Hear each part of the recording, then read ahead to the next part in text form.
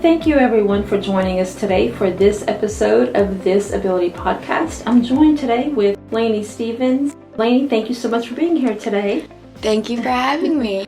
You're welcome. So tell our audience a little bit about yourself. So I am a student at UL. I'm majoring in accounting. I am from Lafayette, Louisiana. I have a condition called Cerebral Palsy, which I was born with. I plan to get my CPA and become a productive citizen. That's awesome. All things going well, knocking on wood here, that you will be graduating this May, correct? Yes, huge Yay. knock on wood. Yeah. Please.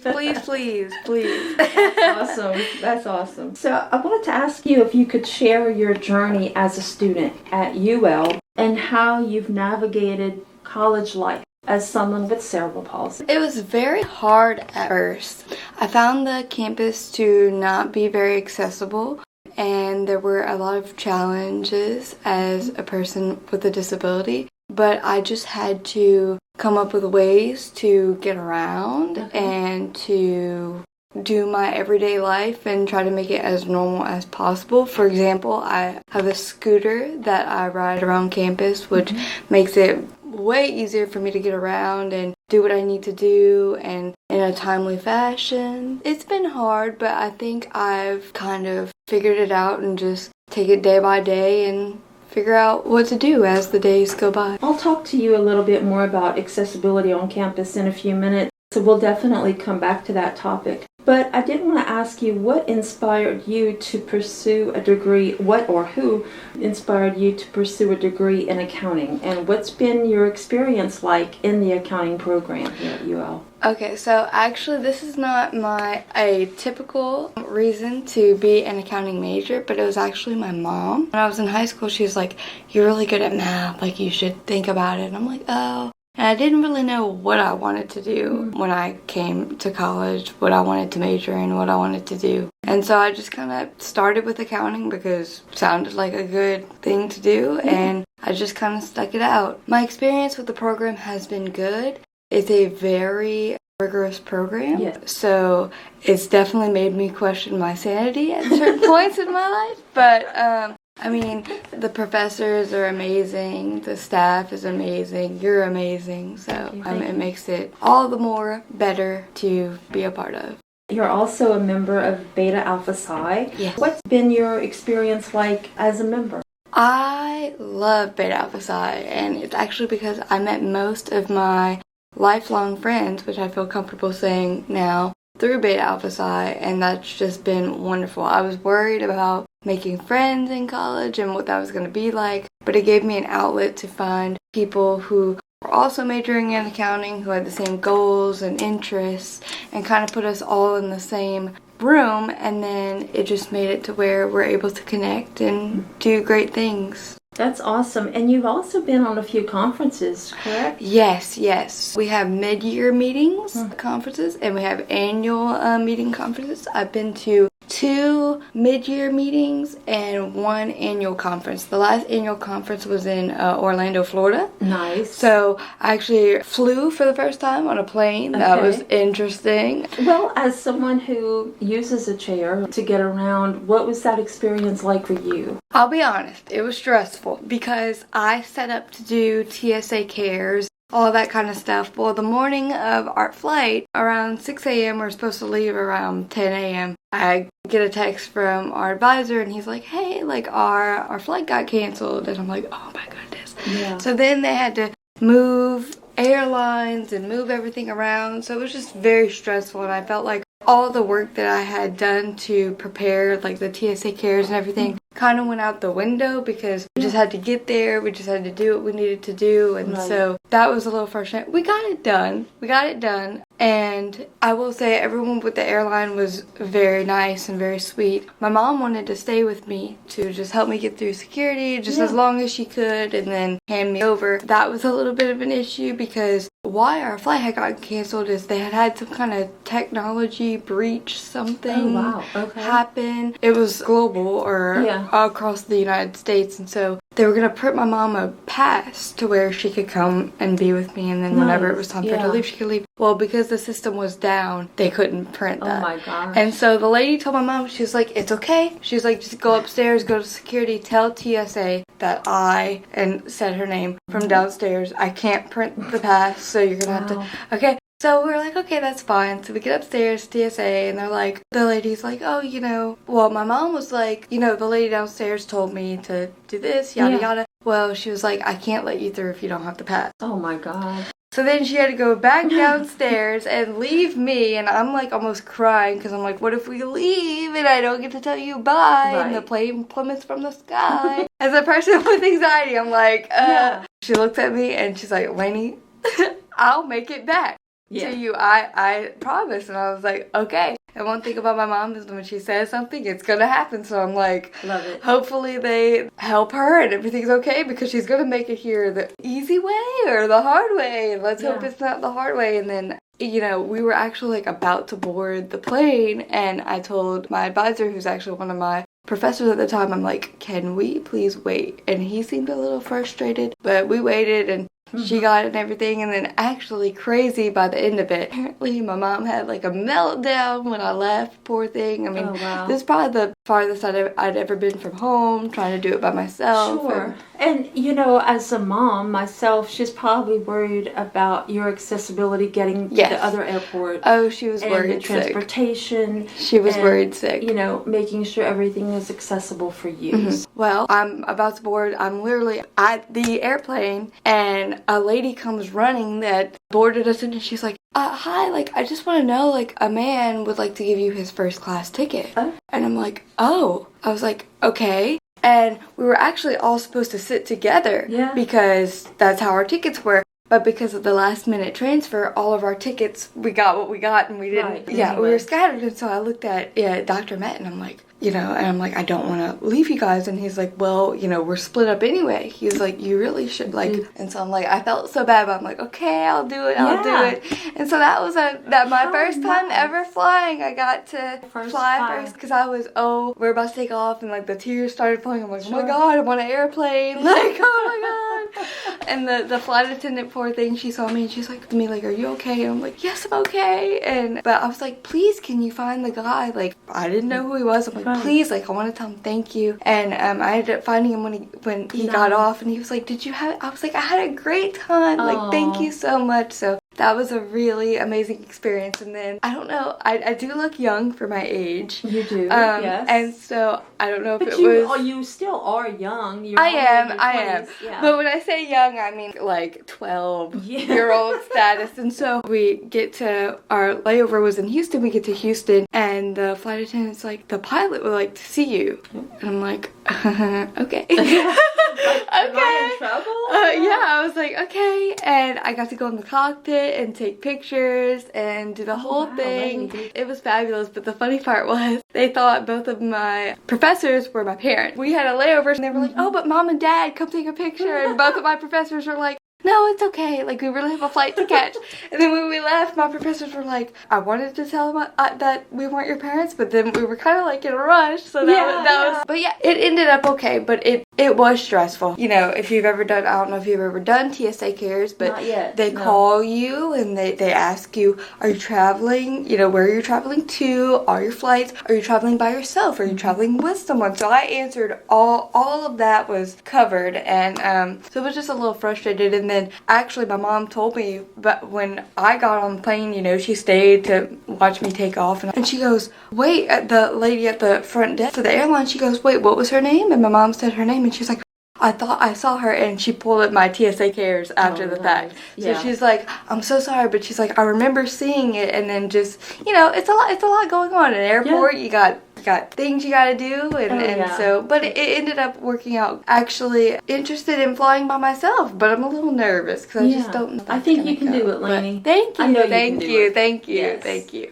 If you could travel anywhere in the world, so this is just a fun question, where would you go? Okay. I really want to go to Paris, France. Yeah. Nice. see the Eiffel Tower and stuff like that. Contrary to popular belief, actually, even though traveling kind of heightens my anxiety, like I like to travel. I've done quite a bit of traveling because my dad, he does oil field pipeline x-ray, and so he travels for work, and so my mom and I will go visit. I mean, we've been to Tennessee. Y'all have taken a lot of road trips. Yes, road trips. So that's why when they were like, oh, we're flying, I'm like, okay. So, talking about your experience here on campus, I know that some places on campus are a little more inaccessible than others. What would you say would be your biggest physical challenge here at UL? Is there like one particular building or area? As far as buildings, the one that I can think of right off of my head is Hamilton Hall. I talked about this when I did my accessibility workshop presentation, but is it accessible? Yes, but is it really? No, and I'll dig further into that. The whole front of the building has stairs, and then the other part of that has a ramp that you can go into doesn't have a door opener. And for some reason, they made the platform very small. So I'm on a scooter, so I need room to be able to open the door and get my scooter in, so I couldn't even do that. So they do have a handicap accessible, in quotations, entrance, but the thing about that is it's all the way on the back side of the building. So it basically makes you be away from civilization. Yes, civilization, yes. Basically, all the people that walk, like, you basically have to go, a separate route, and nobody's around. And as a person with a disability, that's kind of a little bit scary, because it's like, although I am very independent and I can do things myself, I can fall, things can happen, as can with any person. Having to go away from all the people to get to where you need to be, if something were to happen to me, that's just not a very good feeling to be, I'm all the way in the back of the building. Right. How is anyone supposed to know that I am here? So that was the first concern, but it's basically just a door, and it's locked from the inside. And the thing about this door is that it almost looks like it's tinted, but it almost looks like they painted like black paint over it. Like, if you just look in it, you can just see yourself. You cannot see inside. And the same goes if you're inside, you cannot see outside of the door. Okay. So no one will know if anyone's at the door. So that's basically a little ominous. Yes. Yeah. So I had a science class, 2 science classes, I think, in that building. And basically what I had to do was, it was in an auditorium. I had to basically wait till class almost started, and then I had to knock on the door and hope that the professor that stood right there lecturing would hear me and could open the door. Most of the time, it was fine, but there were some times where I'd have to sit outside for like a good 10 to 15 minutes before, and I'm like banging on this door like the police. Right. Like at one point I'm like, ow, like that hurt my hand, like how much I had to bang on the door. So that is one thing that comes to mind that's just, and they have not fixed that situation yet. No, they have not. Like take a stroll by Hamilton Hall. Not that I'm aware of, that they have fixed it. I'll see what's going on with that. But because if it's a building that has classes in it, it should be another building. This was actually more of a fix, but Maxim Duce, I had a calculus class in there that did not have door openers as well. But then after, I don't know who it was, I don't know if it was me, I don't know if somebody reported, but after I did my accessibility workshop, my presentation, a couple weeks later, I'm going to class, and I'm like, wait a minute, there's a door opener. Nice. So they put one, which was fabulous. Yes. I was like, oh my gosh, my complaints have been heard, and one problem solved. Check it off the list. That's good. 8,000 other problems. That was really neat. I've noticed that there's been changes around campus that have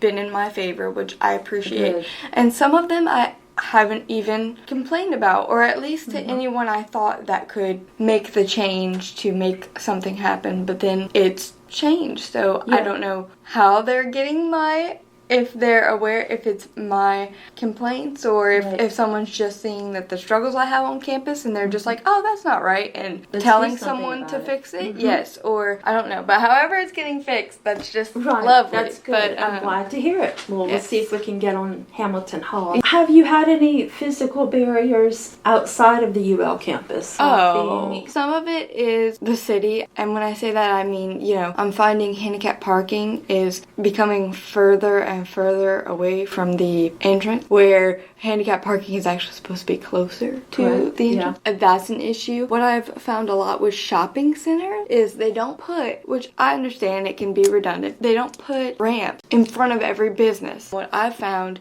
is I'll have to go, I'll park in handicap parking, but then I have to go pretty far down before I can find a ramp to go up, and then I have to backtrack to where if I wanted to go to a specific store that I passed up trying to get to the ramp. I consider myself to be a nice person, and I try, and this is one thing that aggravates my mom to no end, but I try to give people the benefit of the doubt, and I'm always trying to do that. And so I'm like, well, and my mom's like, no, everyone knows that they should not park there, but they do it anyway. That's something that's it's frustrating, as well as one thing my mom and I have really had trouble with is going to the store, Walmart or Target, basket. People put their basket in the blue lines where it's supposed to be. Right. And it's like, and the one thing that gets me is the basket return is like right there. Like right there. You're so right. And not that this makes it right, but okay, let's say the basket return was all the way. Okay, I can kind of see. Okay, you don't want to walk. Like, I get it. I get that. But when it's right there, I'm like, okay, to give a different perspective, because a lot of people think, oh, a ramp, and that is true. I do not have a ramp. However, my mom takes my wheelchair and she puts it next to me, like on the passenger side, so I can get out and get in my wheelchair and do all that. And it just makes it easier, because if I didn't use that little area, I would be taking up a parking spot, which people get very mad at you when you do. And so it's just to realize that there are different things that people need to use that area for that are still very valid. Especially the ramp, like and I think about you and your daughter often. I'm like, I would be so mad if I went into a store, got everything that I needed, and then you couldn't get her back into, how are we supposed to get her back into the bed? Right, like, and it's happened before. I'll have to put Lexi off in the parking lot by herself, go in my van, back it up, and kind of configure the van to where I can unfold the ramp, which makes it very awkward, but it's like I have to leave her by herself. It's like I don't like to do that. No. And it's something you shouldn't have to do. You shouldn't have to do, because that's the whole point of having an accessible van, is being able to get her out. People have to realize, too, it's the clearance area that I need. It's probably a good 2 to 3 feet to bring her around. It's those people not thinking about, and I guess some of them think, and even because I've seen your vehicle, you put stickers on the vehicle so people know that you have a ramp, and they'll still do it anyway. Yeah, people apparently can't read or see the big purple princess sticker. I've seen it. It's giant. Yeah. I guess they just choose not to see, I guess. I agree with you.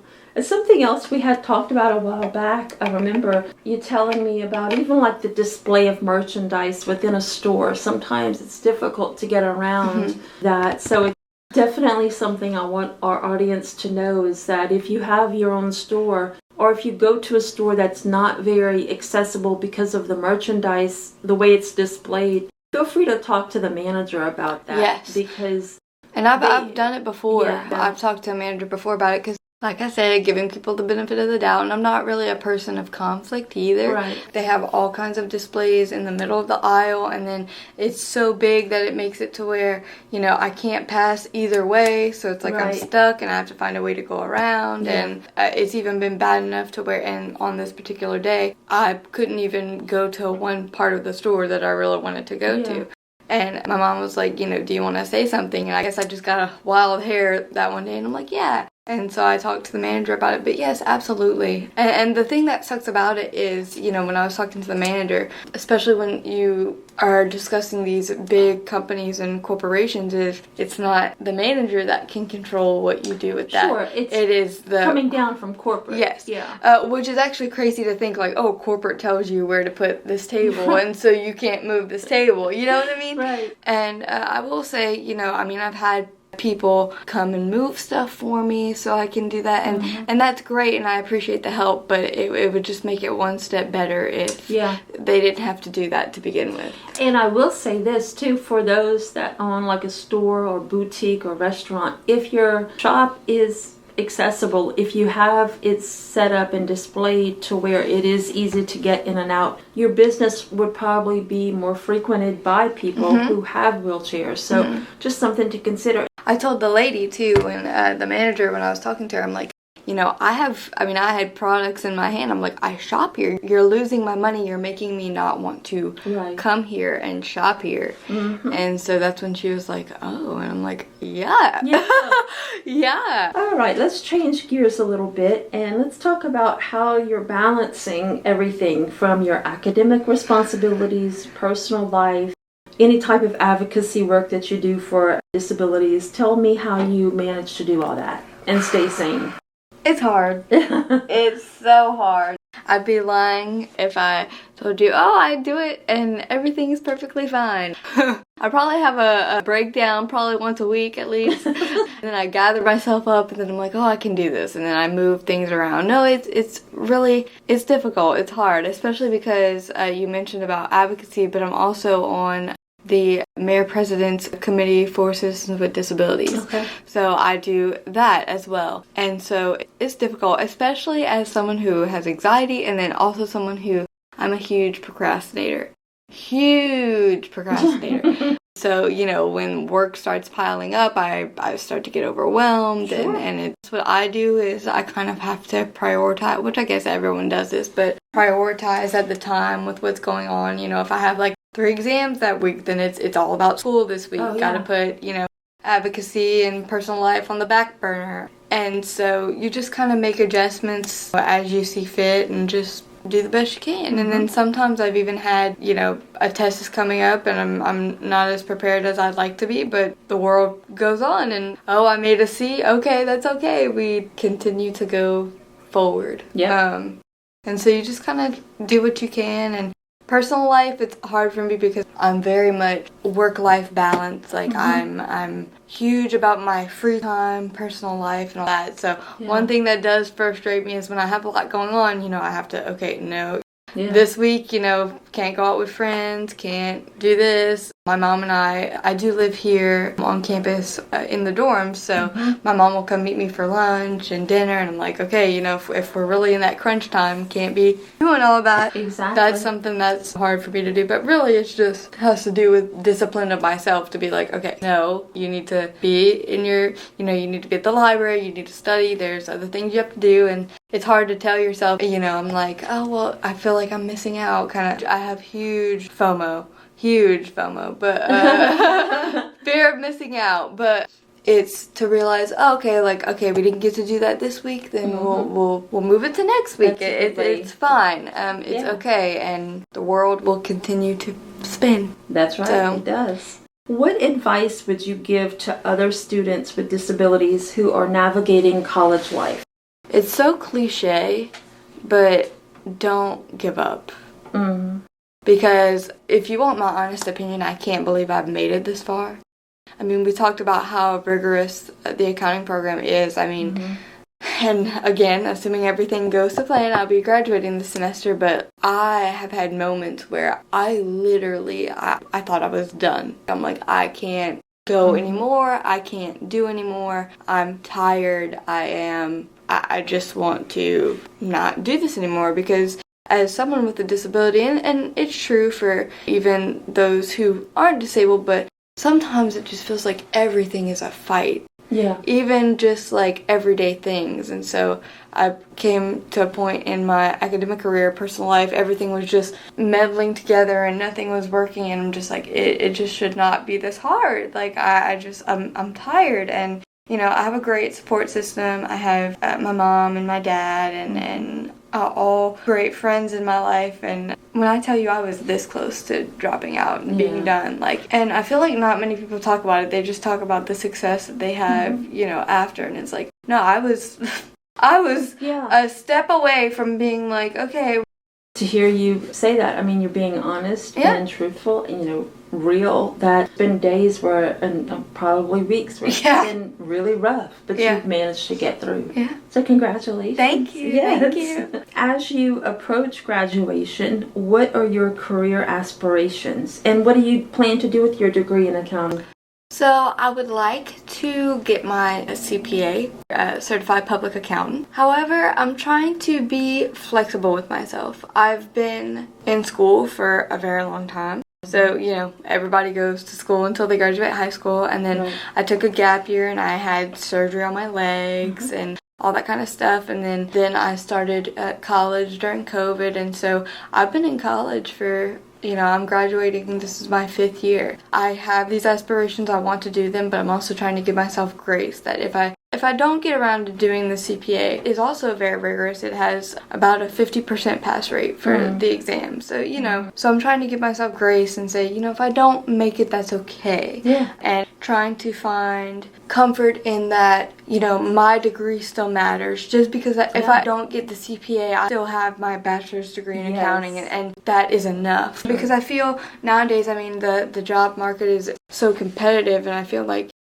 people feel like they have to do everything that they can to give them a cutting edge, and that's true, but also the accomplishments that you've completed already, having a degree, count for something and should count for something. Absolutely. So, but yes, I'd like to get my CPA, and I'm not huge on public accounting if I'm being honest, but just because it can be the long hours, it can be very demanding. I think I want to start out in public because they really say the kind of experience and knowledge that you get from working in public, it's the type of knowledge that you can only get from doing that. It opens doors and that kind of thing. So I really do think having that type of experience will be helpful for me. Yeah, we'll see what the future holds, I guess. We'll see what happens. They also suggest doing the CPA exam right out of school, and I'm nervous to take a break or go into the workforce, and then because that's what happens, you go into the workforce and then some things, Beta Alpha Psi, we have meetings and people come talk to us, and recently Becker, a CPA review course, came and talked to us, and they were talking about once you get out of the school mindset, it is so hard to get back.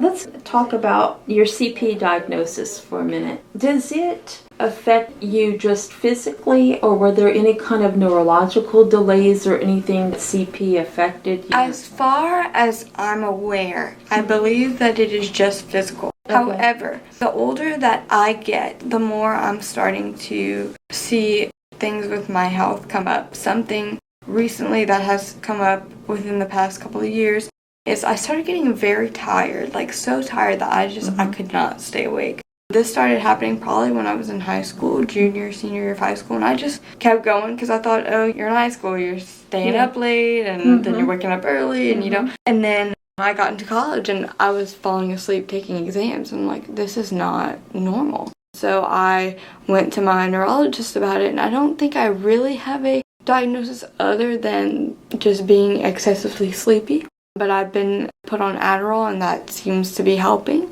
Keep me awake and stuff like that. I've never had seizures, so that is something that has not been an issue for me. But I always keep a neurologist on retainer, if you will, because I never know.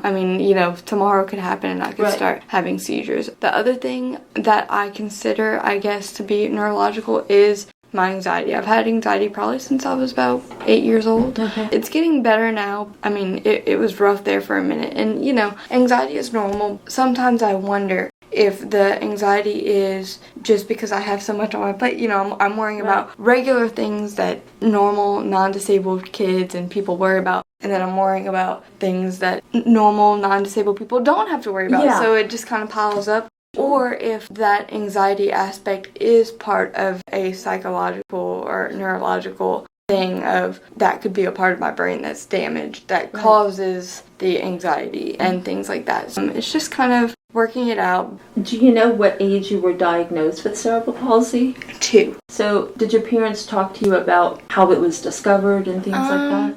So I actually know the whole story. So, originally I was still a baby. I don't know how old. Maybe, I'm being generous, 6 to 9 months old.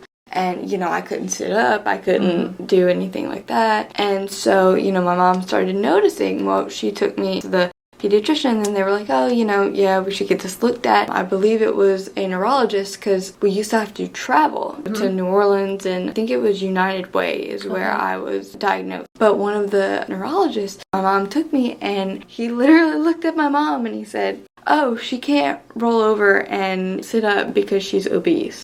Oh. Yeah, which he wasn't wrong. Okay, I was a chunky baby. He wasn't wrong. Okay, but what he was wrong about was the reason I couldn't sit up and roll over wasn't because I was obese, but the reason that I was obese was because I could not sit up or roll over or do anything. That went on for a while, and my mom kind of thought it was a crock. She's like, this is, okay, it's more than obesity. I mean, I was chunky, but it's more than that. Just kind of kept going back, neurologist, and then finally someone, I think it was ordered an MRI, and then that's when they saw, and that's when I got my diagnosis. Who or what has been your greatest source of support throughout your journey? My mom and my dad, without a doubt. And pretty much all of my family. I do have a great support system. I mean, my mom's my best friend. She's that's good to hear. It is good to hear, but it can also be a little bit dangerous. Yeah. when you get, in the teenage, and then you start talking about dating and hormones coming around and where it's like, so going out. Yeah, we have this line of like, she's my best friend, but she's also my mom, and you have to keep that in mind. She's amazing, and I mean, I think most of it happened that way is because we're each other's best friend. Because I didn't have very many friends growing up, and then my poor mom, she did have friends, but most of the time was spent with me. Just, I feel like we feed off of each other. And in a way that's good, but in a way of the older I get, the more I see, we need to work on that. We need to work on doing things separately as individuals. And so it's finding that balance of her still being my best friend, doing everything together to realize there's some things we have to do by ourselves. So, yeah. We're wrapping up the end of the interview now, so I want to ask you one final question. If you could share one message or one topic with our audience, what would it be? I guess it goes back to never give up. That's a huge thing. Realize that you are going to be different, and there are going to be things that you're going to have to do that other people don't have to do, and try. The critical thinking, I feel like, is huge. There's things that you cannot do, or there's things you can do, it just has to be adjusted. So the critical thinking's, I can't do it this way, but I can do it this way. How do I make it to where this is something I can do? And to just accommodate yourself, and to try to think of ways that you can do things that will be different from the average individual, but will make it to where you're still able to live your life and you're still able to do things, which I think is huge. I mean, because it happens in my everyday life.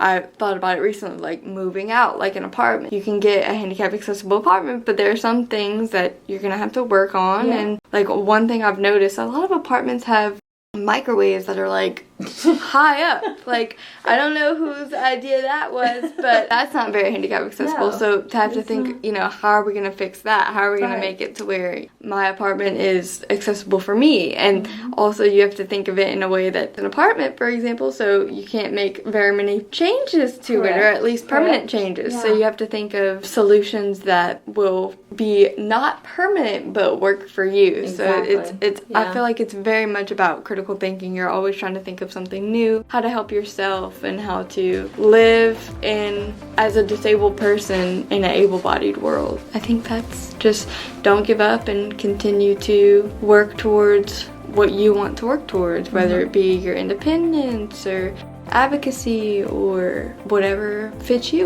Sounds great, Laynie. Well, thank you so much for sharing your inspiring story with us. Thank you for having me. Great. Well, everybody, this is going to wrap up this episode of Disability Podcast. So thank you for listening. Help us grow our audience by subscribing to our podcast on Spotify, YouTube, Amazon Music, Apple Podcasts, and other podcast networks. Additionally, if you enjoy listening to our podcast, help us to be discovered by leaving a rating or review of our episodes. This will connect us with other potential listeners and help us to expand our audience. From all of us at This Ability Podcast, we thank you for your ongoing support of our mission to unveil stories that inspire and enlighten others in the special needs community. all episodes can be found on Apple Podcast, Spotify, Amazon Music, YouTube, and other podcast sites. Remember, you can also find our video podcast for each and every episode on our YouTube channel. The video podcast feature a wide array of pictures submitted by each guest for their episode. Check it out today.